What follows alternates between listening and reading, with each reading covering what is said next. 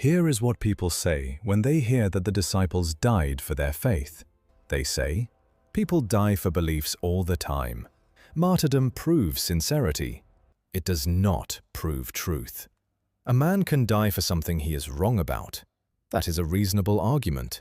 It is also the wrong argument. Because the disciples did not die for a belief handed down to them. They did not die for a theological position they had inherited, a doctrine they had absorbed, a faith someone else had first. They died for a specific claim, a single, falsifiable, eyewitness claim. We saw him.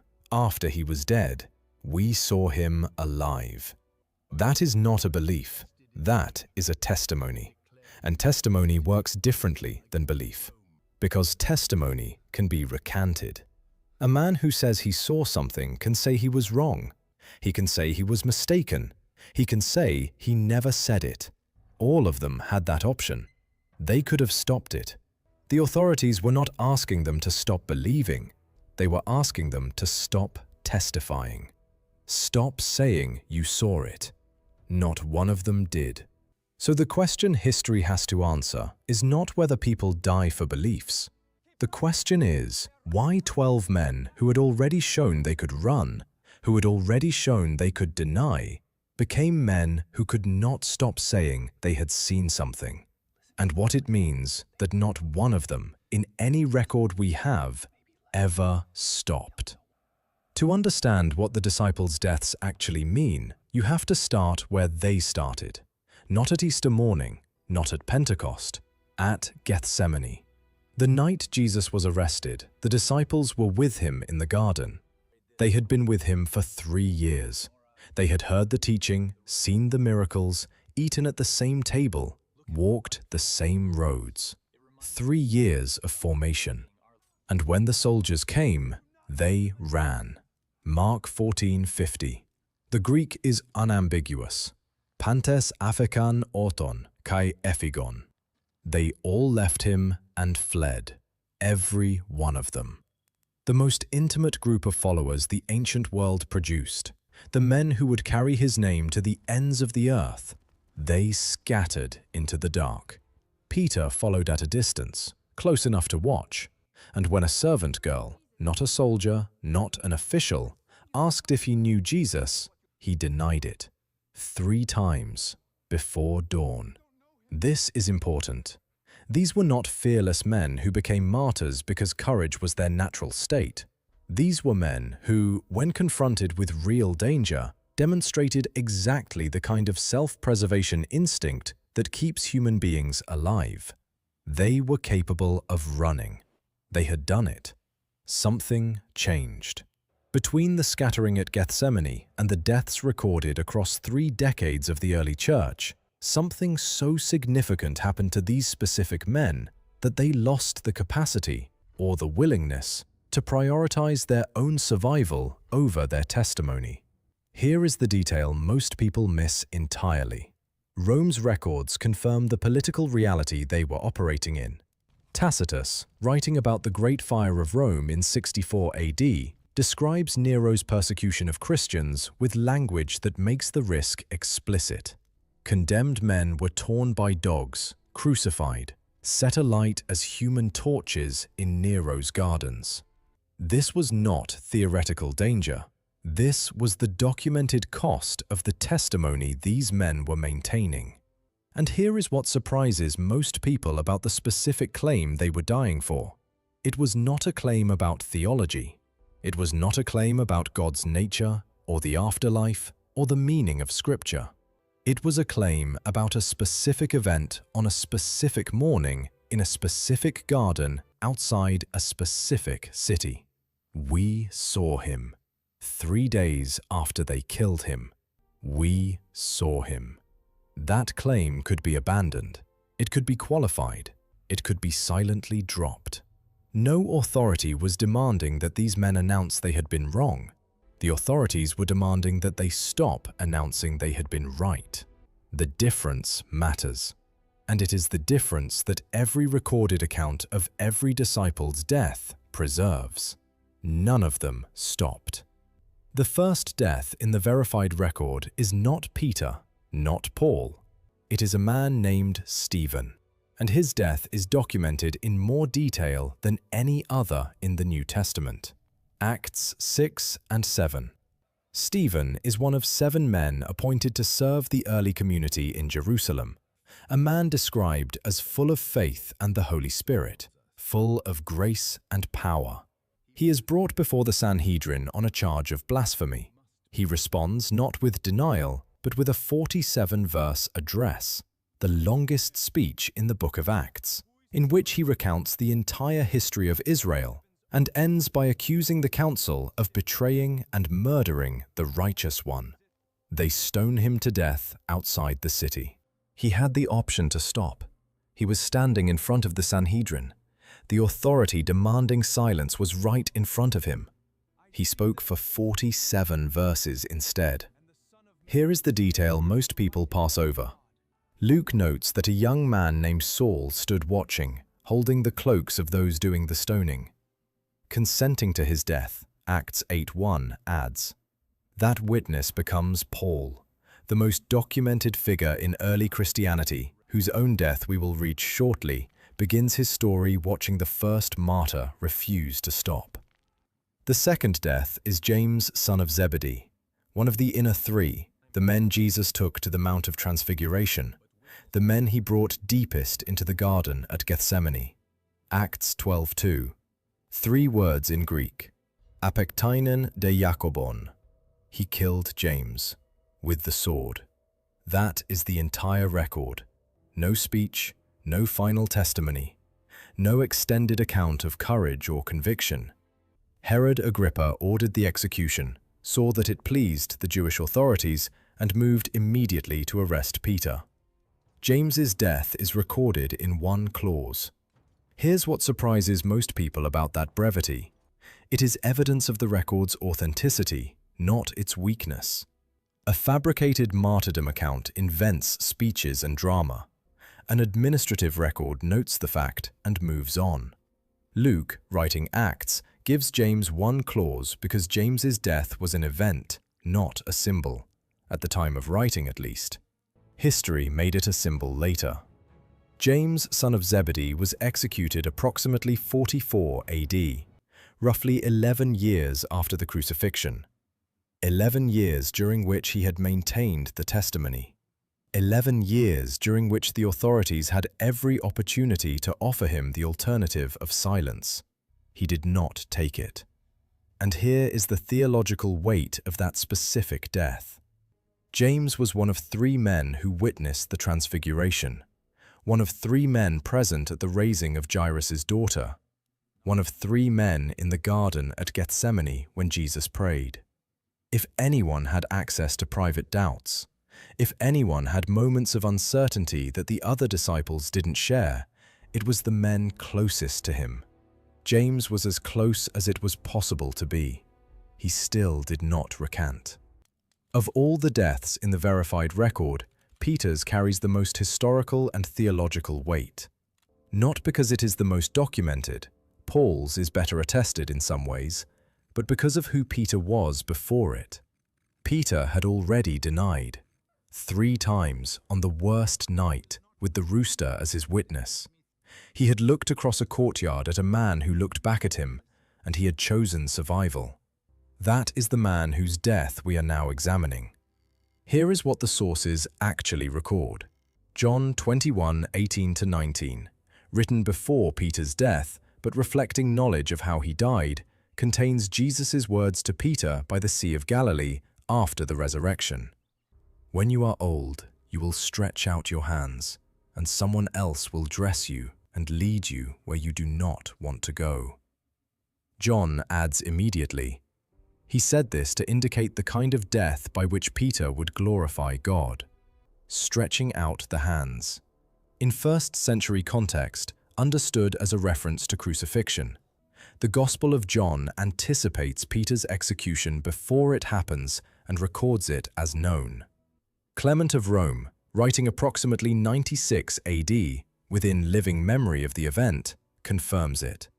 In his letter to the Corinthians, Clement describes Peter as enduring many labors and then going to the place of glory he deserved. The language is the language of martyrdom, written by a man whose community had direct continuity with the apostolic generation. Tertullian, writing around 200 AD, specifies crucifixion. Origen, the 3rd century scholar, adds the detail that Peter requested to be crucified upside down, considering himself unworthy to die in the same manner as Jesus. Here is the detail that changes how you read all of it. Origen's account of the upside-down request is the kind of specific, slightly awkward details that fabricated traditions rarely invent. Invented martyrdom accounts tend toward the dramatic and the symmetrical. An upside-down crucifixion, requested out of humility, is an uncomfortable detail. It does not make the story cleaner, it makes it stranger. Strange details tend to be true. Peter died in Rome. The tradition places it during Nero's persecution, the same persecution Tacitus documents in his account of the Great Fire of 64 AD. The same fire, the same emperor, the same documented campaign of executions that forms the historical backdrop for both Peter's death and Paul's. He had denied Jesus once to save his life. He did not deny him again. The man who ran from a servant girl's question died refusing to answer Rome's. That is not the behavior of a man who had fabricated his testimony. That is the behavior of a man who could not stop saying what he had seen, because he had seen it. Two of the deaths in the verified records stand apart from the others, because of who these men were before they became witnesses. Paul was not one of the 12. He never met Jesus during the ministry. He was, by his own description in Galatians 1:13, a violent persecutor of the early church, a man who ravaged it, dragging men and women to prison, consenting to their deaths. He held the cloaks at Stephen's stoning. His conversion claim is as contested as any in the ancient record. He says he encountered the risen Jesus on the road to Damascus. He says this encounter was so overwhelming that it reversed the entire trajectory of his life, from persecutor to witness, from prosecutor to defendant. What is historically verifiable is what followed. Paul traveled across the Roman world, establishing communities. He wrote letters that remain the earliest documents in the New Testament, written within 20 years of the crucifixion, when eyewitnesses were still alive. He was imprisoned repeatedly. He was beaten. He was shipwrecked. And he died. Clement of Rome confirms Paul's martyrdom alongside Peter's, describing him as reaching the extreme limit of the West and bearing his testimony before rulers, and so departing from the world. Tertullian specifies beheading. As a Roman citizen, Paul could not be crucified. Beheading was the legal execution method for citizens. That specific legal detail, embedded in the tradition, is the kind of accurate procedural fact that random invention rarely preserves. Here is what the theological payoff of Paul's death actually is. Paul's testimony was the most costly of all, because he had the most to lose by making it. He had built a reputation, he had standing. He had a career as a Pharisee with every institutional advantage the Jewish world could offer. He gave all of it up for a claim he says he encountered personally. A man who fabricates a resurrection appearance to justify abandoning everything he had built is a man with the most elaborate and self-destructive con in ancient history. The second figure is James, not James, son of Zebedee, already dead, but James, the brother of Jesus. Here is the verse most people have never noticed, John 7:5. During Jesus' ministry, at a point when the crowds are divided about him, John records, "Not even his brothers believed in him." James grew up in the same house. He watched his brother's childhood, his adolescence, his departure into public ministry. He was not convinced. He did not follow. something changed. 1 Corinthians 15:7, Paul's letter, written within 25 years of the crucifixion, lists James among those to whom the risen Jesus appeared. The skeptical brother saw something, and then he led the Jerusalem church for decades. His death is recorded by Josephus, not a Christian source, the same Jewish historian whose testimony about Jesus remains the most contested and the most significant in ancient scholarship.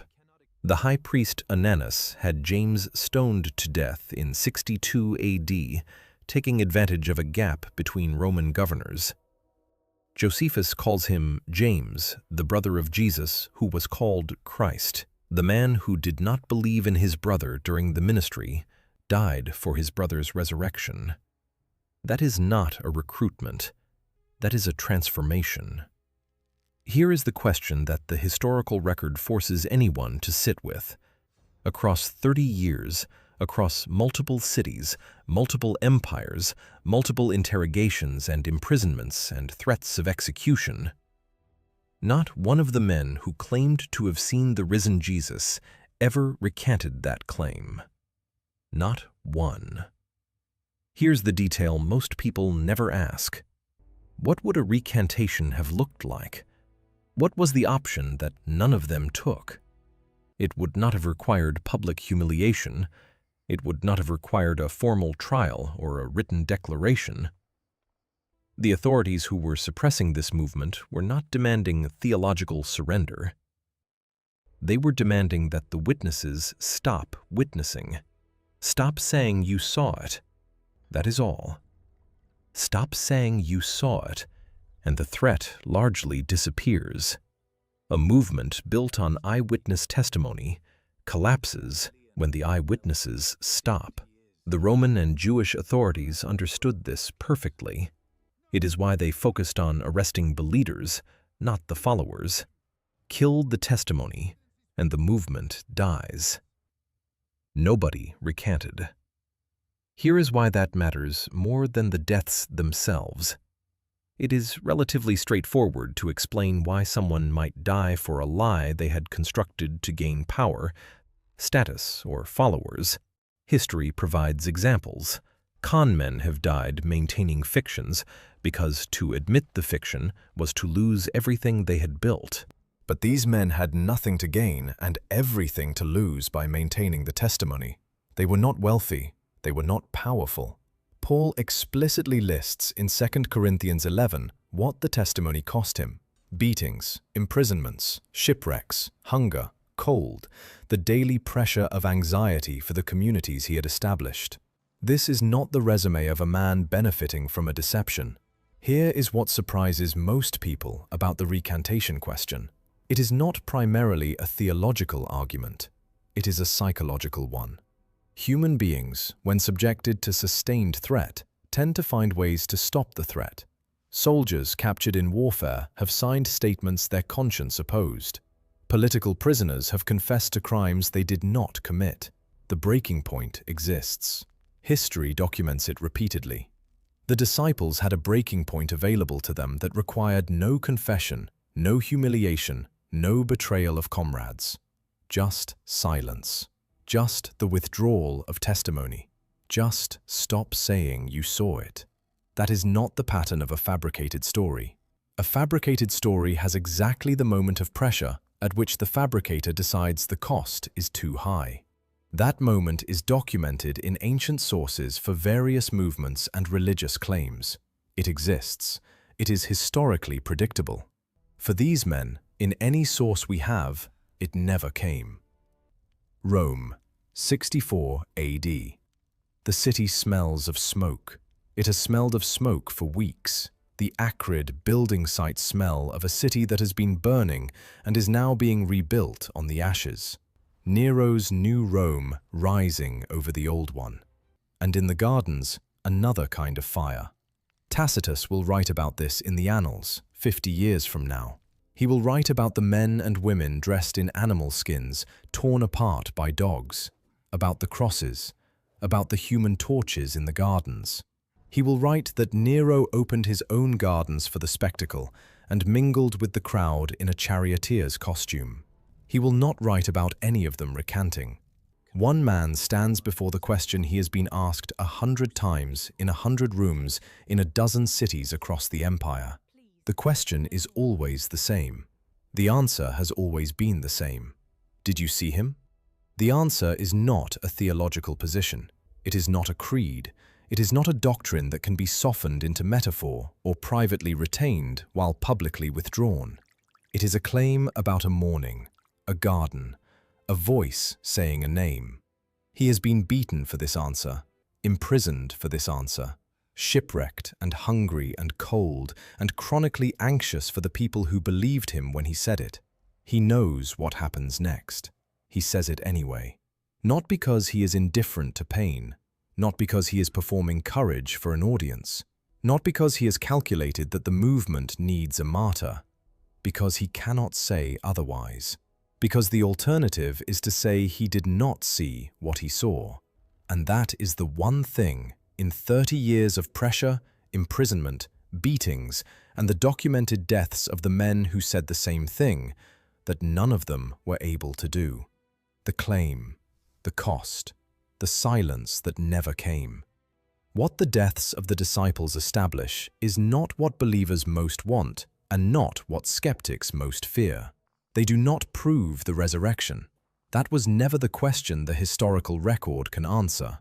What they establish is this: the men who made the eyewitness claim, not the men who heard it secondhand, not the communities who inherited it, but the specific men who said, "We saw him," died maintaining that claim across 3 decades in multiple cities, under threat from both Jewish and Roman authority, with the option to stop available to them at any point.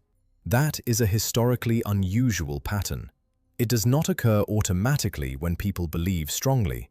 It occurs when people cannot bring themselves to say they were wrong about something specific they say they experienced. James had 11 years to recant. Stephen had the Sanhedrin standing in front of him. Peter had denied Jesus once already and knew exactly how the mechanism worked. Paul had watched Stephen die and still said he encountered the same risen figure on a road in Syria. None of them found the words.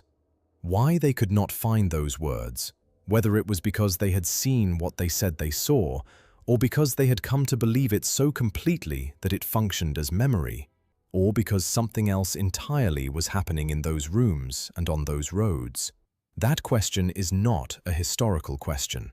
It is the right question. And it is the question the record leaves open, deliberately, honestly, without manufactured certainty. They could have stopped. Not one of them did. James, son of Zebedee, was executed by Herod, and the record gives him one clause. Peter had already denied Jesus once, and still died rather than deny him again. James, the brother of Jesus, did not believe during the ministry, and then died for the resurrection. Which of those 3 details changes how you read this story? And do you think the recantation question is the strongest historical argument for the resurrection, or is it possible to explain without it?